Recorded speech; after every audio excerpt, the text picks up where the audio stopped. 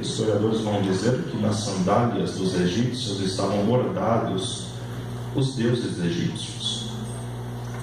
Quando Deus diz, tira a sandália, Ele está dizendo, eu não aceito mistura, eu não aceito ecumenismo, eu não aceito que você se associe com outros deuses, você será exclusivamente meu. Glória a Deus. E Deus dá uma missão a Moisés, dizendo, livra Israel da casa da servidão. Há um diálogo, Deus se revela a Moisés, a quem ele é, e Moisés cumpre o desígnio de Deus. Vocês conhecem a história. Deus se manifesta com 9 pragas, com morte de primogênitos, a fim de que seu povo fosse liberado da escravidão. Porém, amados, note que a responsabilidade de Moisés é muito maior que livrar Israel da casa da servidão.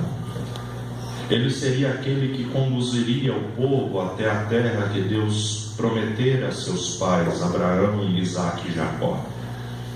Moisés, na condução do Egito até a terra de Canaã, ele passa a ser o maior representante entre o povo.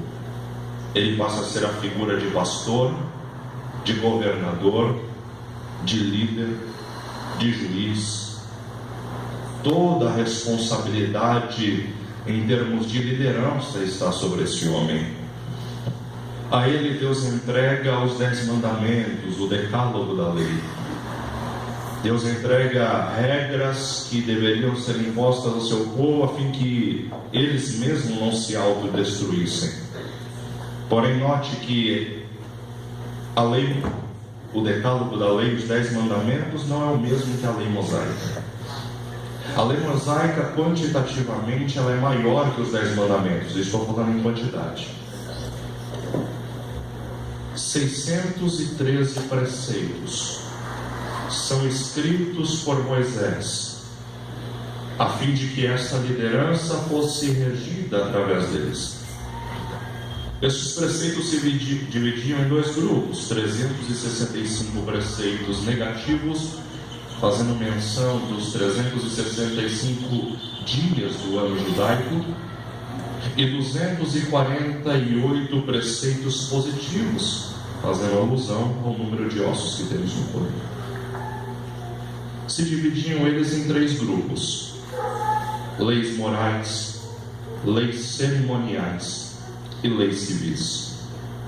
Quando falo de leis civis, nós vamos encontrar uma delas no capítulo 21, verso 32 do livro do Êxodo, também chamado de lei de recompensa. E Moisés escreveu o seguinte: se eu sou dono de um animal, este meu animal é um boi, e este meu animal ferir um escravo, e este escravo não é meu, é de outro, eu, como dono do escravo que se tornou inválido, sem a possibilidade de servir o seu senhor, eu devo pagar a indenização ao senhor, ao dono do escravo.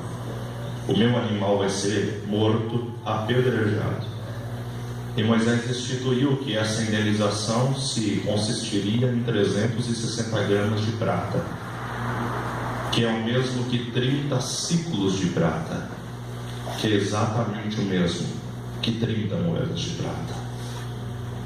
É por esse valor que Judas negocia o nosso mestre. Nosso Jesus é vendido pelo valor de um escravo que não poderia sequer servir o seu senhor. Capítulo 22 do Evangelho segundo Lucas, Jesus convoca seus discípulos e diz: eu quero celebrar a Páscoa com vocês. Eu quero fazer menção da libertação que Moisés encabeçou dos egípcios, das mãos dos egípcios. O ministério de Jesus era organizado. Haviam 2 discípulos que cuidavam exclusivamente do lugar em que Jesus se hospedaria quando estava fora de casa. Esses 2 discípulos chegam até Jesus e dizem: onde é que o Senhor quer celebrar a Páscoa? Jesus disse: vão até a cidade e lá vocês encontrarão um homem. Este homem estará carregando um cântaro de água. Quando vocês encontrarem com ele, diga: nosso Senhor quer a sua casa para celebrar a Páscoa. Não era comum encontrar um homem carregando cântaro. a atividade de carregar cântaro era das mulheres. Quando Eliezer é enviado por Abrão para trazer uma esposa para seu filho Isaque, ele encontra Rebeca com cântaros de água. Quando Jesus vai conversar com a samaritana, lá em João 4, ela está junto ao poço de Jacó com cântaros de água. Essa é uma atividade das mulheres. Mas Jesus disse: eu quero entrar na casa de alguém. Esse alguém é um homem e ele está fazendo atividade que não é comum fazer.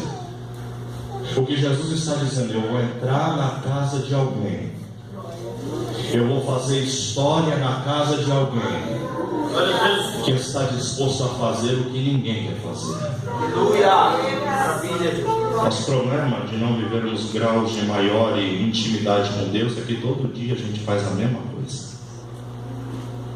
Nós queremos viver o incrível, o inacessível, queremos viver o que ninguém viveu, fazendo todo dia a mesma coisa. Mas essa manhã eu vim portando a palavra de Deus lhe dizer: se quiser viver algo com Deus que ninguém viveu, esteja disposto a fazer o que ninguém fez. Saia do trivial.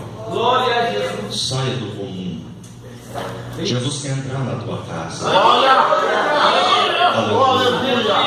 Aleluia. Glória a Jesus. É nesse cenário que Jesus toma o pão, parte, dá aos seus discípulos e diz: este é o meu corpo que será partido por vós. Participem dele e façam repetidas vezes em memória de mim. Semelhantemente, depois de cear, ele toma o cálice e diz: esse é o cálice da nova aliança no meu sangue. Participam dele e façam repetidas vezes em memória de mim. A ceia termina, Jesus canta um hino e chama seus discípulos dizendo: preciso orar um pouco. Era costume eles se reunirem no Getsêmani para prestar os seus momentos de oração. E não diferente, Jesus vai até o Getsêmani. A maior parte do grupo discipular fica na entrada do jardim. Jesus convoca 3 discípulos que eram mais próximos, Pedro, Tiago e João, e diz: venham comigo. Jesus se distancia de um tiro de pedra, que nos relata a Escritura. Pede aos discípulos que velem por ele, que orem por ele. Já imaginou isso? Jesus, Deus, pedindo oração. Ele se distancia, e o texto é categórico ao dizer que ele se ajoelha para orar. Judeu, no comum, não se ajoelha, ora em pé. Quando ele se ajoelha, estou dizendo: estou prostrado. Aleluia. Eu estou reconhecendo que há alguém que é maior que eu. Aleluia. Estou falando de Jesus, tá? Estou reconhecendo que existe alguém maior que eu. Não pense que a oração é uma oração feliz. Há uma angústia extraordinária sobre o nosso mestre. Ele vai sofrer o fenômeno chamado de hermatidrose. Seus glóbulos sudoríparos são abertos, e ao invés de derramar o suor devido ao calor e à pressão estressante que ele está vivendo, gotas de sangue são derramadas. Ele está muito triste e na sua oração ele diz algumas palavras dizendo: Pai, se for possível, passa de mim esse cálice sem que eu beba. Jesus retorna para ver os discípulos e eles não estão orando, eles estão dormindo. Lucas vai dizer que eles estavam dormindo de angústia. A angústia que está sobre os discípulos vendo a realidade do mestre, e os pais dormiram. Ele volta e diz: não pudeste velar comigo sequer por 1 hora, e volta para orar, e por 3 vezes Jesus faz essa oração: Pai, se for possível, passa de mim esse cálice sem que eu beba. Todavia não seja feito como eu queres, mas que a tua vontade seja cumprida. Jesus está no Getsêmani, a cúpula romana se apresenta e prende. Acho interessante a atitude de um dos discípulos, Pedro. Pedro saca da sua bainha uma espada e tenta matar o servo do sumo sacerdote, por nome Malco. Ele erra e corta a orelha. Jesus abaixa, pega a orelha de Malco, coloca no lugar.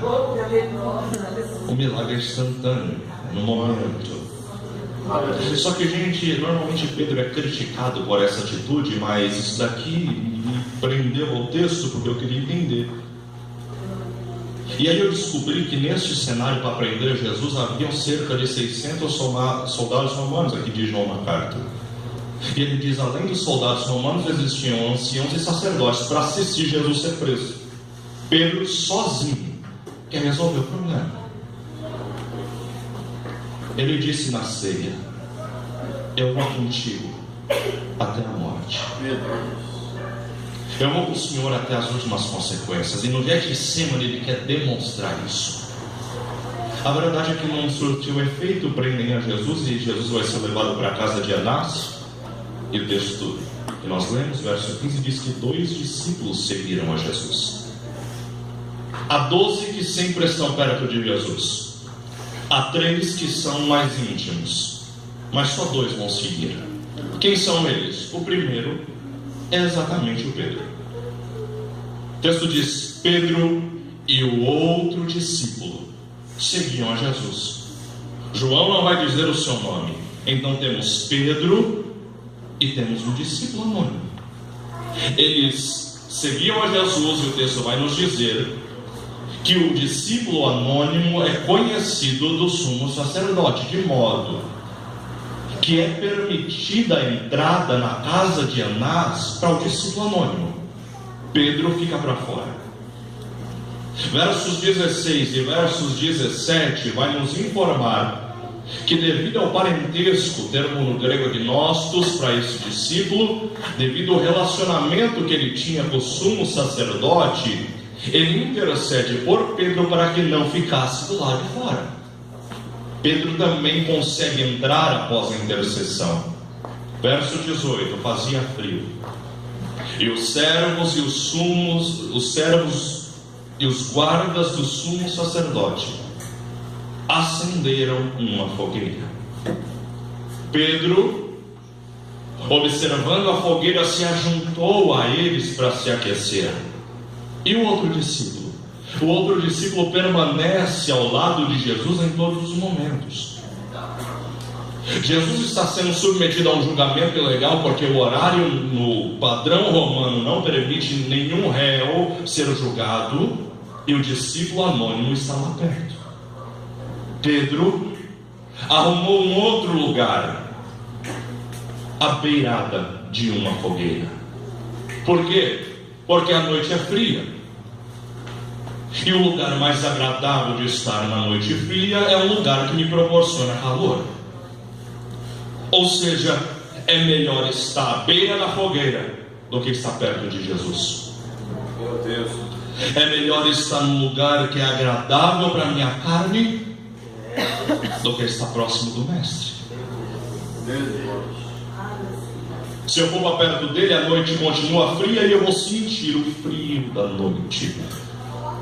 Então é melhor estar na beirada de uma fogueira, porque por vezes estar perto de Jesus é constrangedor. Estar perto de Jesus é por vezes não entender o que ele faz. Estar perto de Jesus, porque não dizer, às vezes é meio chato. É difícil estar perto dele, porque se eu sair da beirada da fogueira para estar perto dele, vou ser só mais um anônimo. E se eu permanecer aqui, Mateus 26 vai falar de mim, Marcos 14 vai falar de mim, Lucas 22 vai falar de mim, João 18 vai falar de mim. É melhor estar na beira da fogueira, porque estar perto de Jesus é meio complicado, porque mesmo ele sabendo que uma tempestade vem assolar o meu barco, ele não deixa de me dizer: suba do barco e passe para outra margem. Glória a Deus. É melhor estar na beira da fogueira, porque o nosso Jesus, que é judeu, conversa com os samaritanos, e a gente que é judeu não tem relacionamento com ele, e ele conversa com eles. Estar perto de Jesus às vezes é meio chato, porque depois de um sermão que fica duro e a multidão começa a ir embora, a gente que fica para ouvir ele olha para a gente e diz: se vocês quiserem pode ir também. Estar perto de Jesus às vezes é meio complicado, porque com um centurião que ele acaba de conhecer e um servo que ele sequer conhece, ele lança uma palavra e o telhado é sarado na hora. Mas para Lázaro, que é amigo, ele aparece depois de 4 dias que está sepultado. Meu Deus! Estar perto de Jesus às vezes é meio difícil. Às vezes dói estar perto dele. Para um jovem rico que tem tudo pela frente, ele olha e diz: se quiser me seguir, vende tudo que tem, dá aos pobres e depois você me segue. Estar perto de Jesus às vezes é meio difícil, porque quando eu digo para ele: tem dó de ti mesmo, quando ele está falando das dores que deveria passar, eu digo: tem pena de ti mesmo. Ele olha para mim e diz: atrás de mim, Satanás. Mas para Judas, que o beija no Getsemane, o traindo, ele diz: amigo, amigo, o que é que você veio fazer aqui? Às vezes é difícil estar perto de Jesus, porque estando perto dele tenho que abrir mão do calor que a fogueira me proporciona. Às vezes estar perto de Jesus tenho que abrir mão das amizades que a fogueira me proporcionou. Mesmo sabendo que lá dentro estão batendo no meu mestre, dizendo: se tu és o Filho de Deus, diz quem te bateu. É melhor estar na beira da fogueira, mesmo sabendo que lá dentro estão questionando a doutrina e os ensinamentos do meu mestre. É melhor estar na beira da fogueira, mesmo sabendo que lá dentro estão perguntando se realmente ele é o Filho de Deus, estão questionando, estão escarnecendo dele. Mesmo que à beira da fogueira alguém chegue a mim e pergunte: mas o que está fazendo aqui? Você é um deles? E para mim permanecer na beira da fogueira, eu tenho que dizer: não conheço ele. Meu Deus, fala dele. Glória. Mesmo que alguém chegue para mim e diz: mas eu lhe vi lá no Getsemane. E para permanecer à beira da fogueira, eu tenho que dizer: não sei do que você está falando. Meu Deus. Mas a recepcionista vai dizer: você fala igual a ele. E para permanecer no meu cenário cômodo e agradável, eu tenho que dizer: você não sabe o que você está falando. Meu Deus. Quem decide sair da beira da fogueira tem que falar a verdade. Aleluia, fala Deus. Aleluia. Glória a Deus. Quanto mais longe da fogueira, mais as pessoas se distanciam de você. Por quê? Porque a noite é fria e ninguém quer passar frio.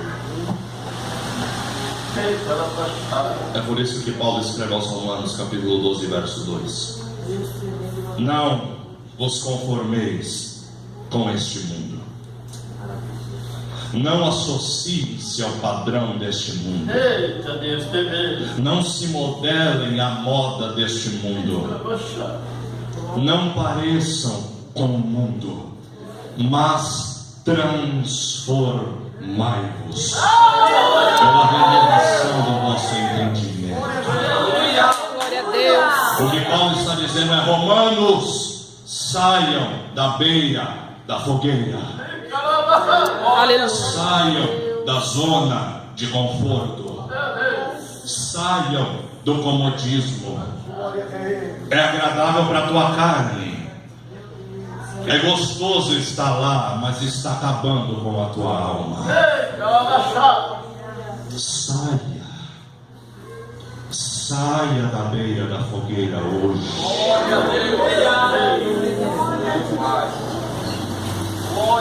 É na beira da fogueira que uma promessa que Jesus fez se cumpre. O galo cantará depois de 3 vezes que você me negar. Quando o galo canta, o texto diz: e Pedro chorou. E Pedro chorou amargamente. Um dia a fogueira se apaga. E quando você percebe o que você fez, fica você e a sua consciência. O pastor Glauco diz: prega sempre. O maior pregador que existe chama-se consciência. Quando você percebe o algo que você errou, fica você e a sua consciência. E Pedro está num canto chorando, percebendo o que ele fez.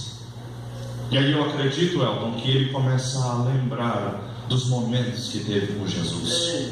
Porque é sempre assim, gente. A gente erra, peca, a gente vai ser submetido àquilo que nós vivemos de bom e que não nos motivou a fazer o que fizemos. E aí quero crer que Pedro começa a lembrar de João em 42, quando pela primeira vez Jesus o chama de Pedro. Ninguém chamava ele assim. Pedro está chorando em um canto, lembrando de Lucas 9, o dia que Jesus chamou e disse: eu lhe dou poder e autoridade. Pregue o evangelho, expulse demônio e cure pessoas. Ele está lembrando do capítulo 9 ainda de Lucas, que a multidão percebe que Jesus vai pregar e ajunta-se a multidão, e o sermão dura um pouco mais do que estava previsto. Os discípulos chegam a Jesus e despedem a multidão porque estão todos com fome, para que vão às aldeias se alimentar. E Jesus diz: não, negativo, deem vocês de comer a eles. E Pedro se lembra que é ele que pega um dos cestos e sai distribuindo para a multidão. Pedro está se lembrando de Mateus 16, quando Jesus os aborda e diz: o que é que as pessoas estão falando a meu respeito? Alguém se apresenta e diz: estão dizendo que o Senhor é Elias, estão dizendo que o Senhor é João Batista. E Jesus diz: o que é que vocês dizem de mim? Pedro se lembra que é ele que se apresenta e diz: eu sei quem o Senhor é, tu és o Cristo, o Filho do Deus vivo.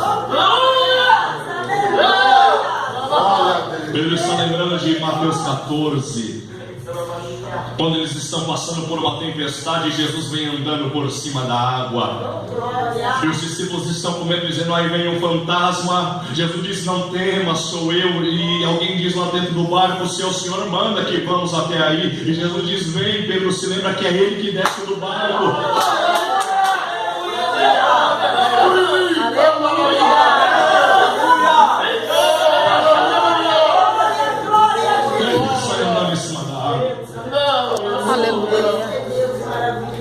Diz para mim quem que viveu isso na Bíblia. Diz para mim quem na sua total natureza humana andou por cima da água no sepulcro. Ele está lembrando de Mateus 8, o dia que Jesus chega dentro da tua casa e cura sua sogra. Pedro está chorando e lembrando do dia de Lucas 8 e 14, quando o pai da Jairo diz: ó Jesus, vamos lá em casa porque minha menina está doente. E Jesus vai com ele. No meio do caminho por uma mulher que está com hemorragia. Chega na casa de Jairo, dispensa as carpideiras, entra para casa. E no quarto que a menina está deitada, Pedro se lembra que é só ele, João e Tiago que entram. Pedro está chorando e lembrando do dia da transfiguração. Pedro está chorando e lembrando de Mateus 17, o dia que ele chega meio chateado e Jesus, percebendo que ele está meio aflito, diz: ó Pedro, o que aconteceu? Ele diz: Jesus, nós servimos ao Senhor, andamos contigo, abrimos mão da nossa profissão, mas tem um problema. Qual é? Me cobraram imposto, eu não tenho o que pagar. Glória a Deus. Jesus disse: mas a quem é lícito cobrar imposto? Estrangeiros ou nós que somos de casa? Estrangeiro, Jesus, mas faça o seguinte, para que ninguém se escandalize. Não pega a tua rede como tu está acostumado, pega uma vara com anzol, lança no mar e você vai pegar um peixe. Um peixe, Jesus, um peixe só. Aleluia. Na boca dele tem uma didracma. Mas Jesus, eu não preciso de uma didracma, eu preciso de uma dracma. Didracma é o valor 3 vezes dracma.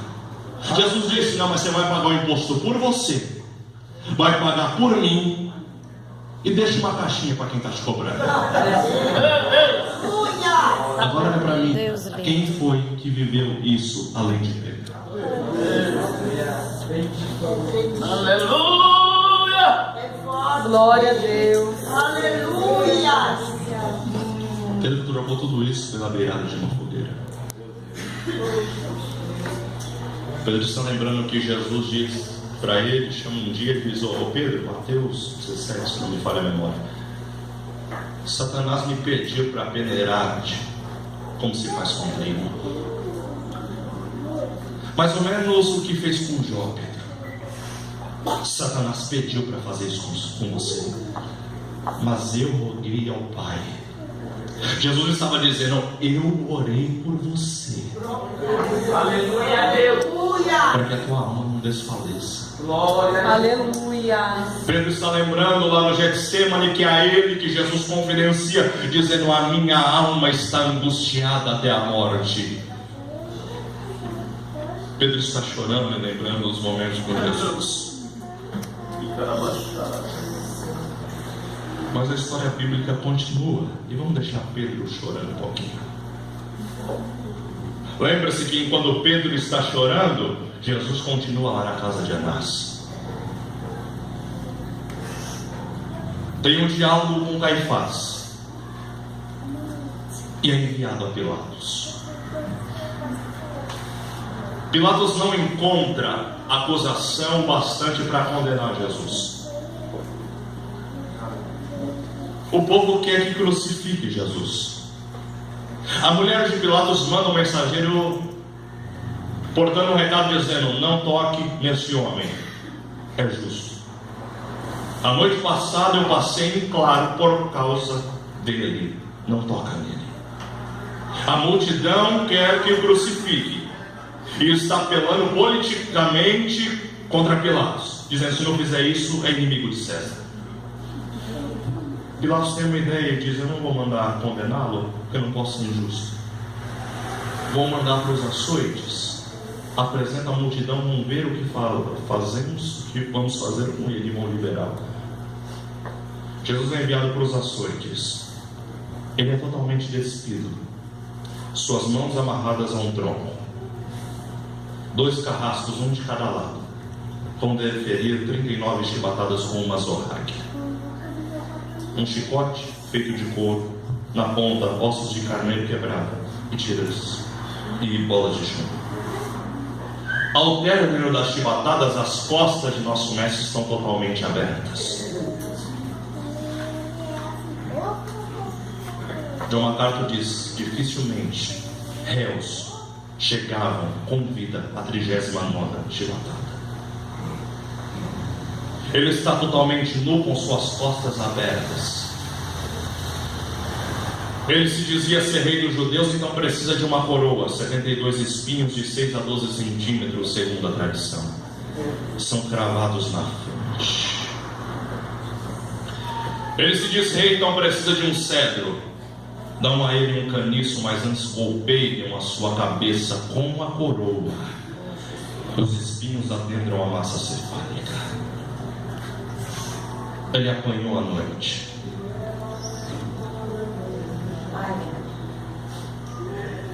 Com as costas abertas, colocam um manto púrpura nele.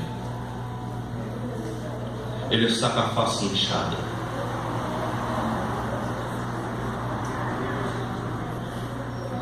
Mas Isaías escreve: como ovelha muda perante os seus tosqueadores,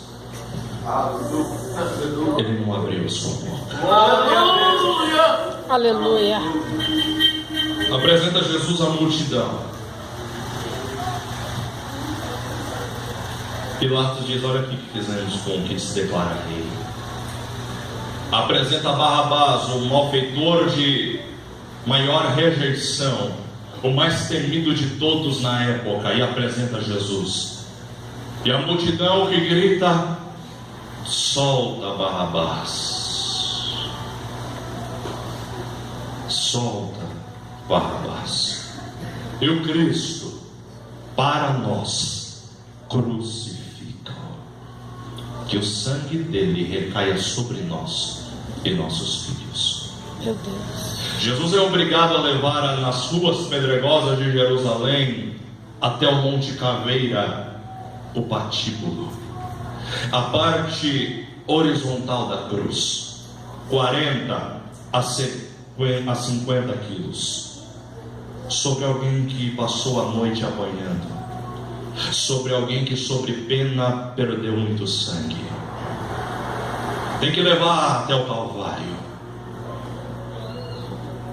Chega no Monte Caveira, deitam ele sobre o estipe,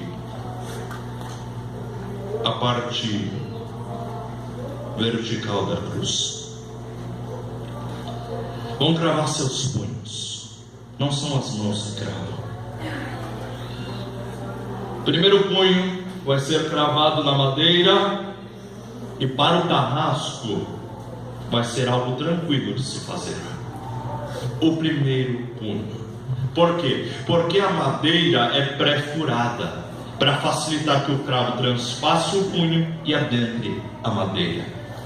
Detalhe: não fizeram o patíbulo para Jesus. O patíbulo foi feito para Barrabás. Barrabás corporeamente é muito avantajado em relação a Jesus. O que isso quer dizer? Que o primeiro punho adentra facilmente, mas para se chegar ao outro pré-furo tem que arrastar com cordas no braço até o outro furo. O nervo mediano é afetado e Jesus sofre dores agudas que você nunca poderá imaginar. Jesus é erguido com os punhos presos, a cruz é praticamente jogada dentro de um